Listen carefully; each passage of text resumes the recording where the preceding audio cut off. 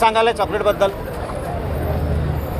एक वर्षापूर्वी झालेल्या विधानसभा निवडणुकीच्या अगोदर एकनाथराव शिंदे साहेब मुख्यमंत्री होते तेव्हा मुख्यमंत्री युवा कार्य प्रशिक्षण योजना आणली आणि या योजनेच्या माध्यमातून 10 लाख लोकांना रोजगार देण्याचं घोषित केलं आणि 10 लाख लोकांना त्याच आस्थापनेमध्ये कायम करण्याचा शब्द दिला आणि निवडणुका जिंकल्यानंतर यांचा कार्यकाल 11 महिन्याचा संपला.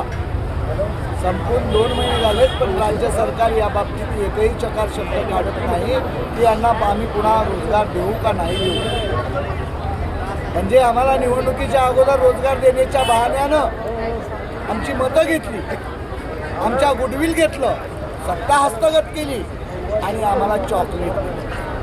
म्हणून हे चॉकलेट त्यांना परत करून आम्हाला कायमस्वरूपी रोजगार पाहिजे याकरिता संत्रानगरीमध्ये हिवाळी अधिवेशनावर हजारो युवा कार्य प्रशिक्षणार्थ्यांचा आम्ही विराट चॉकलेट मोर्चा काढून राज्य सरकारला सांगितलं की आम्हाला जर तुम्ही असा धोका देणार असाल तर येणाऱ्या जिल्हा परिषद येणाऱ्या पंचायत समितीमध्ये आम्ही तुम्हाला राज्यामध्ये फिरू देणार नाही, बळकाभोई थोडी करू, अशा प्रकारचा इशारा या मोर्चाच्या माध्यमातून येतोय.